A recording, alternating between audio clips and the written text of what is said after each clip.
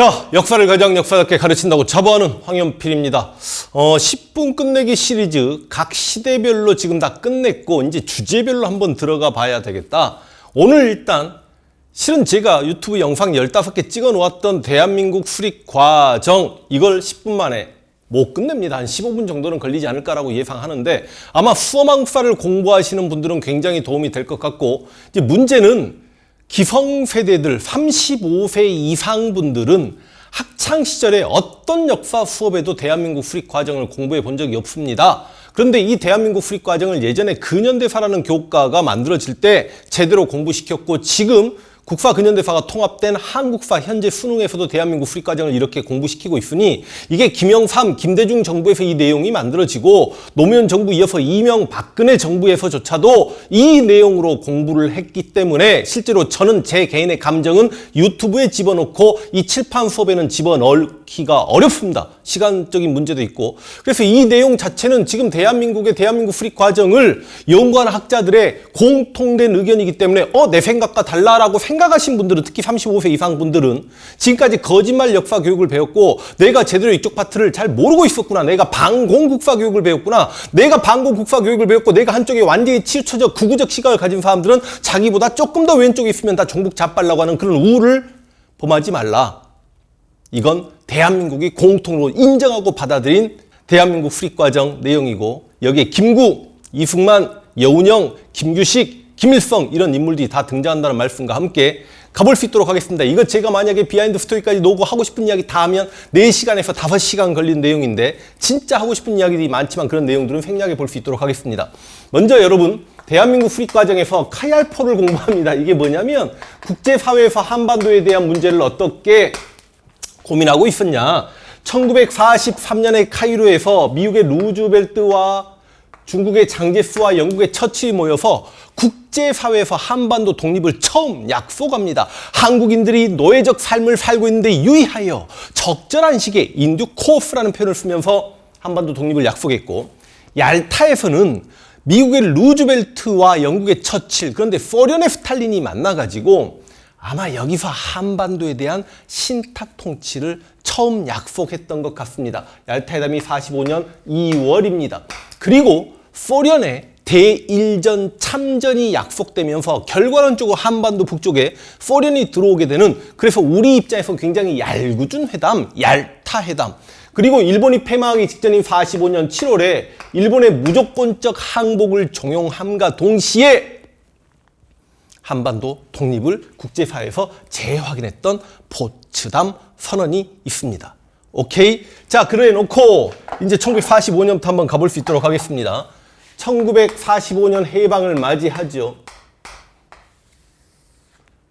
여러분들 다 알다시피 해방을 맞이합니다. 근데 해방될 걸 미리 알고 있었던 인물이 누구냐면 해방되기 전에 국내에 1944년에 조선 건국 동맹을 만들어 놓고 있었던 여운형이죠. 이래저래 여운형이 엔도라는 정무총감을 만나서 미리 우리가 해방을 맞이할 걸 알고 있었고 해방되는 그날 여운형이 뭘 만듭니까? 건준을 만듭니다. 조선 건국준비위원회 이걸 건준이라고 이야기하죠. 이 건준은 중도 좌파 여운형이 중도파 안재홍과 함께 손을 잡고 만든 거고 이 건준은 전국 각지에 치안대를 조직합니다. 왜냐하면 일제가 패망했고 행정 치안의 공백 상태가 생겨났기 때문에 여기저기 폭동이나 소요 사태가 일어나서는 안 되잖아요. 전국 각지에 치안대를 만들어 놓고 건국을 준비하고 있었습니다. 그런데 이제 9월 달이 됩니다. 45년에 미국이 진주한다는 소리를 들은 여운형이 야, 미국과 협상 테이블에서 조금 더 유리한 조건을 우리가 확보하려면 정부적 성격을 띤 단체를 만들어야 되겠다. 내가 대장하려고 하면 또 사람들이 그럴 테니 나랑 성향이 다르지만 그래도 지명도는 갖추고 있었던 특히 미국과 대화하는 데는 이 사람이 유리할 수 있으니 지금 아직 국내에 들어오지 않고 있는 이승만을 주석으로 내세우고 내가 부주석이 되겠다라고 이야기하면서 여운형이 건준을 조선인민공화국으로 발전시킵니다. 줄여서 이걸 뭐라고 이야기합니까? 인공이라고 이야기하죠. 북한 국호는 조선민주주의인민공화국이고 이건 그냥 조선인민공화국 인공입니다. 물론 이승만은 사회주의자랑 결탁하지 않겠다고 불참을 합니다. 극우 세력이 불참했기 때문에 인공은 약간 좀 좌익적 성격을 띠게 되죠. 그래서 여러분이 건준과 인공, 건준은 전국 각지 치안대를 만들었죠. 인공은 전국 각지 인민위원회를 치안대를 인민위원회로 개편시킵니다. 근데요, 북한의 소련의 치스차코프 포고문을 보면 소련군 사령관, 아, 너희 독립 축하한다. 너희 건국 준비해라. 그렇기 때문에 북한 지역에서는 인민연회 자치가 인정받아가지고 북한의 인민연회들이 친일파들을, 동네 친일파들, 자기 동네 싸움이 제일 잘합니다. 누가 친일행위했는지. 많이 숙청이 되죠. 근데 남한의 미군정은 들어오자마자 건준도 인정하지 않았고 인공과 인민연회 자체를 인정하지 않았기 때문에 각 지역에 있는 인민위원회를 깨고 들어가죠. 하여간 인공이 만들어지고 나서 9월 7일 메가도 포고문이 발표되고 9월 8일 미군이 인천에 상륙하고 9월 9일 미군정이 시작이 됩니다. 미군정이에요. 이 미군정은 앞서 말씀드렸듯이 얘네들 전부 인정하지 않습니다. 충칭에서 지금까지 1919년에 임시정부가 수립되어 45년까지 우리의 독립을 위해 노력했던 임시정부의 역할을 인정하지 않고 임시정부의 한국광복군이 군복을 입고 귀국하는 걸 인정하지 않습니다. 미군정은 친일파들, 김성수나 물론 송진우는 친일파가 아닙니다만 그들이 만들었던 친일지주 자본과 정당 한민당, 한국민주당의 줄임말입니다. 한민당을 지원하죠. 자, 그리고 이제 이승만이 먼저 귀국하고 그리고 김구도 귀국을 합니다. 이승만이 45년 10월에 귀국하고 김구는 45년 11월에 귀국하고 그랬다가 1945년 12월에 우리의 운명을 바꿔놔버린 아주 큰 회의가 열립니다. 모스크바에서. 이걸 모스크바 삼국 외상 외무부 장관이 모였다는 거죠. 이걸 모스크바 삼국 외상 회의라고 이야기합니다. 이건 왜 열렸을까요? 여러분 여기 보시면 카이로 회담에서 적절한 시기에 한반도를 독립시키겠다라고 약속했으니까 그 약속을 실천하기 위해서 미국과 소련과 영국의 외무부 장관들이 모입니다. 이들이 여기서 모여서 뭘 결정합니까? 지금 보면 북한에는 소련 앞세워서 들어온 김일성이 정권 수립 준비를 하고 있고 남쪽에서는 이승만과 김구와 여운형과 박헌영과 김주식이 서로 한번 대통령 한번 해먹겠다고 막 그러고 있으니 이거 잘못되면 분단될 수 있다. 남북한의 분단은 막아야 되지 않겠냐. 남북한의 총선거를 실시할 수 있도록 남북한을 통합하는 임시정부를 수립하자. 임정입니다. 이 임시정부를 수립하기 위해서 미국과 소련의 대표가 만나서 논의하자. 그걸 여러분 뭐라고 이야기하냐면 미소 공동위원회, 미소 공의라고 합니다. 제가 글씨를 크게 못 쓰면 좀 이해해 주십시오. 미소 공의가 열려서 임시정부가 수립되면 그 임시정부는 최대 5년간 신탁 통치하도록 하자. 그래서 신탁 통치까지 약속이 됩니다. 여러분 솔직히 신탁 통치는 말도 안 되는 이야기죠.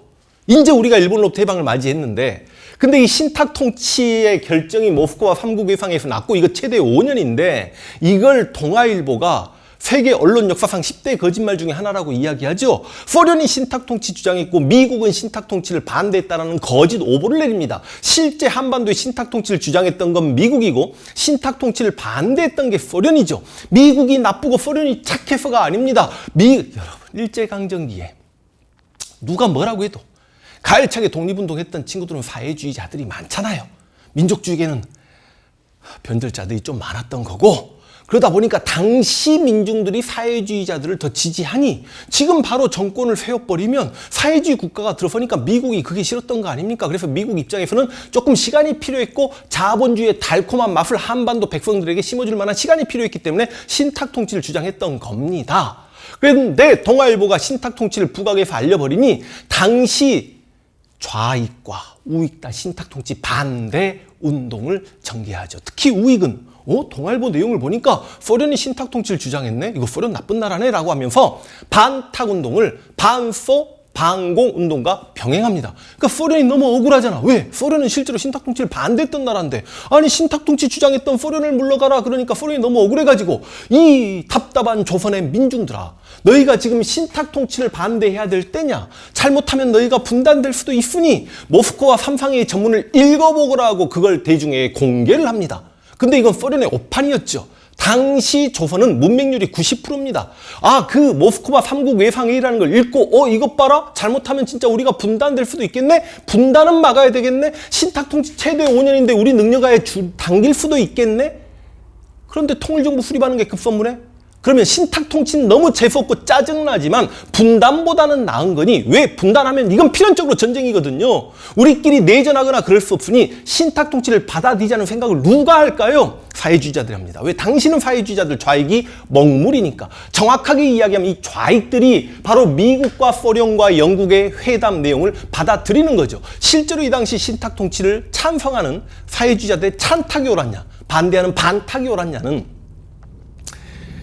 해석학에 따라 차이가 있습니다만, 결과론적으로 우리는 48년에 남북한 정권이 수립될 때까지 신탁 통치를 받은 셈이나 다름없거든요. 그리고 분단되었으니 지금 입장에서 보면 차라리 신탁 통치를 받아들였으면 남북한이 분단되지 않고 친일파가 제대로 흑청되지 않았을까라는 제 짧은 소견. 하기사 뭐 역사 공부하신 분들은 다 저 같은 생각을 하고 계십니다. 자, 여러분, 이게 45년 상황입니다. 잠시만요. 편집하지 마. 금필 색깔이 하나 날라갔어요. 월을 한번 써드리면 8월 15일 날 해방 맞이했다는 거 다 알고 계시죠? 건준도 여운형이 미리 알고 있었기 때문에 8월 15일입니다. 인공이 9월 6일 날 만들어지고 9월 7일 날 메가더 포고문 9월 8일 날 미군 인천 들어왔다가 9월 9일부터 미군정 시작입니다. 그리고 12월에 모스크바 3국 외상회의, 그리고 바로 1946년에 좌우 대립이 극심합니다. 이때 여러분 좌익, 여기 인물들 살짝만 볼까요? 좌익이 있고 우익이 있어요. 색깔을 꼭 이렇게 써야 하나? 좌익 중에 완전 좌익 박헌영, 중도 좌익 여운형, 우익 중에요 중도 우익 김규식입니다. 그냥 우익 김구, 그 다음 완전 우익 이승만 이렇게 있다라고 할 때, 여러분 당시 신탁 통치를 주장했던 사람들은, 아니 신탁 통치를 반대 운동했던 사람 당연히 이승만이겠죠. 물론 여러분이 인물들에 대해서도 좀 자세히 알아야 됩니다. 박헌영은 당시 사회주의자들의 신적인 존재죠. 여러분 조선 공산당을 이끌고 있다가 북한에 김일성이 들어오면서 이게 쪼개집니다. 그래서 북한은 북조선노동당, 북노당, 남쪽은 남조선노동당, 남노당을 이끌고 있으면서 당시 사회주의자들의 절대적 지지를 받고 있습니다만, 박헌영 입장에서는 진짜 운이 없는 케이스죠. 왜? 한반도 남쪽에 미국이 들어왔거든. 여운형은 당시 학생 청년들의 절대적 지지를 받고 있었고, 마침 이때 국내에서 이들이 대선을 치렀으면 무조건 여운형이 1등일 것이다 라고 이야기 듣는 인물이죠. 여운형은 일단 여러분 건중과 인공을 이끌고 있었다. 뭐 조선인민당 이런 것들은 수어망투사 공부하는 데만 좀 중요하고, 그러니까 그 조선인민당 이런 거 쓰지 않겠습니다. 건준을 이끌고 있었고, 여기 지금 김규식입니다. 김규식을 가장 좋아했던 게 실제로 미국입니다. 미국은 초반기에 이승만을 조금 부담스럽게 생각했고, 김구는 미국도 씨발, 소련도 씨발 막 그랬기 때문에 불편해요. 그래서 김규식이 가장 좋게 생각했던 인물이 김규식이고, 당시 남북한이 통일정부가 수립되면 미국은 김규식이 대통령하고 여운형이 부통령했으면 좋겠다는 생각을 좀 가지고 있었던 것 같습니다. 그래서 미국의 지지를 받은 김규식은 민족자주연맹이라고 이야기하는, 말 너무 빨라요 PD님? 근데 이렇게 안 하면 15분은커녕 이렇게 해도 30분 걸리겠는데, 그치? 말이 너무 빠르다고요? PD님 너무 빠르대요. 좀 조용히 하겠습니다. 민연이라는 걸 조직합니다. 와. 그리고 김구는 충칭 임시정부 세력이 있죠. 충칭 임시정부에 한국 독립당이라는 여당이 있었거든요. 한독당. 그런데 여러분 이승만은요, 실제로 미국에서 개인 생활하고 귀국했다가 독립촉성중앙협의회라는 걸 만듭니다. 이걸 줄여서 이제 독촉이라고 이야기하는데, 실제로 세력은 이승만이 가장 약하죠. 그런데 이 막 1945년 넘어서고 46년 넘어설 그 무렵에 북한은 친일파들 막 소탕합니다. 그러니까 친일파들이 살기 위해서 남쪽으로 내려오죠. 북한은 막 토지개혁 해가지고 지주들의 토지를요, 3정보, 말 잘못했습니다. 5정보, 1만 5천 평까지만 인정하고 나머지 토지는 국가가 강제 몰수해버리네. 그러니까 지주들은 막 피눈물을 흘리죠. 그 다음 북한 종교개혁 탄압, 종교개혁을 탄압해? 종교를 탄압합니다. 기독교인들 막 아멘 할렐루야 북한 씨발 하면서 내려오겠죠. 그 다음 깡패들, 여러분 공산주의 국가에 살기 어렵죠. 그러니까 그런 친구들이 전부 다 북한 지역에서 내려와서 반공투사가 돼요. 그런데 미군정의 지지를 받고 만들어진 한민당, 친일지주 자본가 정당은 실제로 여운형이 인공을 만들면서 함께하자라고 했을 때 김성수나 송진우가 우리는 사회주의자 싫어요. 우리는 김구 주석이 충칭 임시정부에서 귀국하면 그 김구 주석을 추대할 것입니다라고 했고, 실제로 김구 주석이 귀국한 이후에 김성수와 송진우가 경교장에 있는 누구를 만나? 김구를 만났는데, 김구 선생님과 무슨 대화를 나눴는지는 알 수는 없지만 김구가 그랬을 거야. 너 조직 있어? 돈 있어? 나를 대통령 만들어준다고? 웃기는 소리 하지 마. 내가 중국 대륙에서 그렇게 고생하면서 임시정부 이끌었던 이유가 뭔지 알아? 우리가 조국이 해방되고 민족이 독립되었을 때 나는 친일파들 먼저 죽이고 싶었거든. 당신들 조금만 기다려. 아마 그랬을 것 같아요. 그래서 김구를 지지한다는 그들이 갑자기 김구를 만나고 와서 아주 동태 씹은 얼굴 뭐라고 해야 돼? 아주 동태 썩은 얼굴을 하고 나오더니 갑자기 이승만에게 붙어버리죠. 그래서 친일 지주 자본가 정당이 이승만과 이렇게 결탁하게 되면서 반공투사들로 똘똘 뭉치게 되는 이런 상황이었을 때 이때 김구가 이승만과 손잡고 반탁운동을 전개한다는 겁니다. 그래서 실제로 거의 대부분의 교과서상에도 이때 김구를 많이 비판합니다.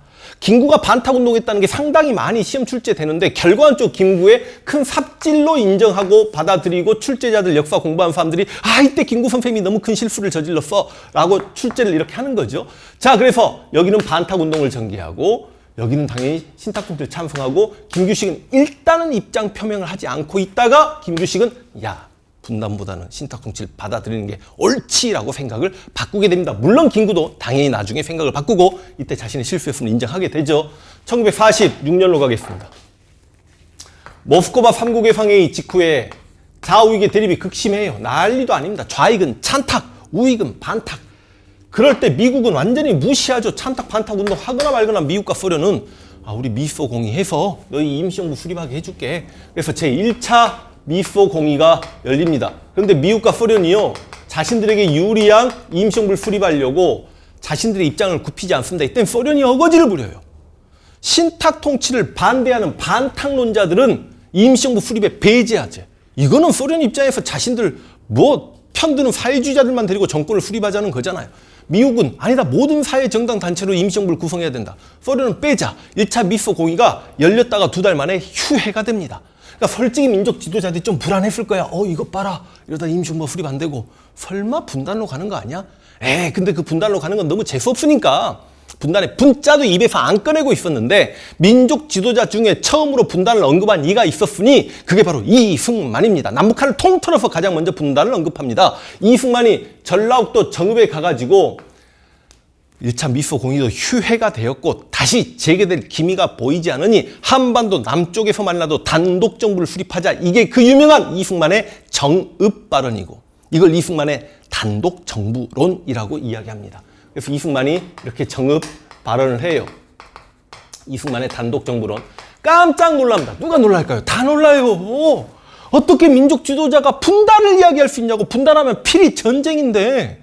그래서 김구가 이승만과 잡았던 손을 화들짝 깜짝 놀라가지고 놓습니다. 와, 이거 사람 아니야 하고 벽을 칩니다.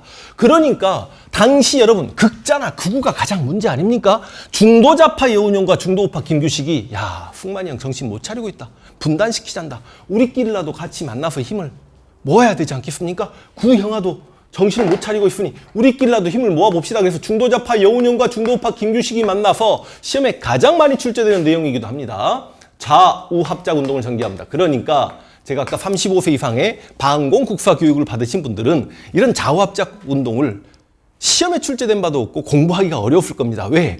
아니 여러분 반공국사 교과서에서는 사회주의자랑 손잡으려고 하면 그 빨갱이였어요. 그런데 현행 한국사, 지금 현재 한국사 교과서에도 일제강점기에 사회주의계와 민족주의계가 조국의 독립을 위해 손을 잡고 연대하는 걸 민족유일당 운동이라고 해서 박수 쳐주면서 잘했어요 라고 이야기하고 시험 출제를 많이 해준 것과 동시에 대한민국 수립과정, 그러니까 일제가 폐마하고 우리가 해방을 맞이하고 통일정부를 수립하기 위해 좌와 우가 손을 잡는 걸 좌우합작운동이라고 이야기합니다. 일제강점기 민족유일당과 해방정부의 좌우합작은 정말 아름다운 모습이다라고 교과서에서 박수를 쳐주고 시험 출제를 많이 하며 그렇게 좌우합작에 앞장섰던 일제강점기와 해방정부의 독립운동가와 이런 정치인들을 다 긍정적으로 바라봅니다. 그래서 좌우합작운동이 여운형과 김규식에 의해 전개되고 이 좌우합작운동 시험에 정말 잘 나오는데 좌우합작 7원칙 다 이야기 드릴 수는 없고 좌우합작 7원칙에서 1조 임시정부 수립하자. 우익이었던 김규식도 임시정부 수립하고 신탁통치 받아들이는 게 맞다. 분단보다는 이게 낫다. 그렇게 생각을 했던 거고 임시정부 수립하기 위해 빨리 미소공이 다시 열어라. 그리고 미군정은 좌우합작운동을 지지할 수밖에 없죠. 미국이 가장 좋아했던 인물이 이걸 주도해 나갔기 때문에 미군정의 절대 지지를 받았고 김구 주석은 8.15 해방 이후의 민족 최대 성과다라고 박수를 쳐줍니다.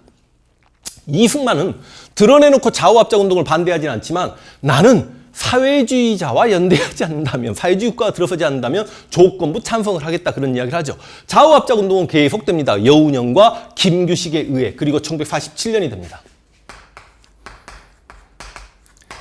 근데 여러분, 미국이 김규식을 지지했고 한반도에서 남북한의 통일정부가 수립되길 바랬는데 47년 3월에 트루먼 독트린 뭐죠? 뭐 시작이죠?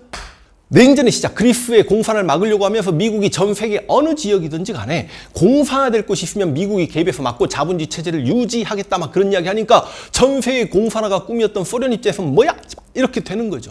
그래서 이게 47년 3월에 냉전 체제가 시작되다 보니 이제 미국과 소련이 으르렁거려요. 불과 몇 년 전만 하더라도 2차 세계대전 때 연합국의 가장 큰 축이었던 미국과 소련이, 같이 함께 일본과 독일을 패망시켰던 미국과 소련이 으르렁거리면서 이들은 이제 한반도에서 과연 통일 정부를 수립할 이유가 있나, 이런 생각을 갖게 되는 거지. 그래서 이들이 2차 미소 공의를 엽니다. 와, 이때는요 완전히 그냥 사이가 좋지 않아서 그냥 으르렁거리다가 이온도장 찍으러 나간 모양새였어.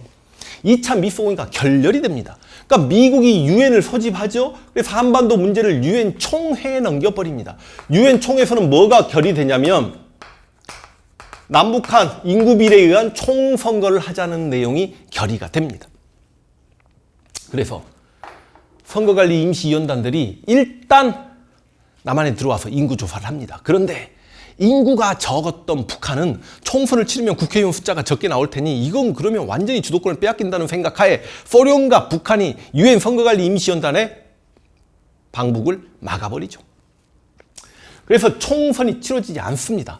월 좀 쓰고 갈게요. 여러분, 46년 1차 미소 공의가 3월에서 5월이었고요. 정읍발언 이승만 6월이었고요. 좌우합작운동 7월부터 쭉 계속됩니다. 47년 3월에 트루먼 독트린이었고 2차 미소 공의가 5월에 열려서 7월에 완전히 이제 결렬이 되고, 그래서 미국이 한반도 문제를 유엔 총회에 넘겼습니다만 남북한 총선거가 실시되지 못했죠. 그리고 1948년으로 가겠습니다. 미국이 한반도 문제를 유엔 어디에 넘깁니까? 소총회에 넘깁니다. 유엔 소총회에서 뭐가 결정이 되냐면 선거 가능한 지역에서만 선거하라. 선거 가능한 지역이 어딘가요? 남한이죠. 그래서 남한의 단독 선거가 결정됩니다. 유엔 소총회에서. 이거 미치는 거 아니야? 이건 남한의 단독 선거가 결정되면 이건 남북한 분단으로 가자는 건데, 그러니까 분단을 막아야 되겠다라고 생각했던 김구 선생님이 막 북한에 올라가서 김일성을 만나볼까, 이런 이야기도 들렸고, 또 김규식은 김일성에게 편지를 썼죠. 그럼 이 남한의 단독 선거가 몇 월로 결정이 나냐면 5월 달로 결정이 나거든요. 5월 달로 결정이 나면 이게 50총선인데 총선 한 달 전에 김일성이 김규식에게 선생님 분단해서 되겠습니까? 우리 한번 만나보시죠. 그러니까 김일성도 머리 쓴 거야. 자기도 분단하고 싶어. 어차피 남한까지 통합해서 대빵 되기는 힘든 구조인데 이게 분단의 책임은 면피하려고 김규식을 부르는데, 김규식이 북한에 올라간다니까 김구도 따라 올라가죠. 그래서 김구와 김규식이 북한에 올라가서 김일성, 김두봉을 만나는데 이게 바로 남한 단독 선거를 막기 위한 남북 협상 운동입니다.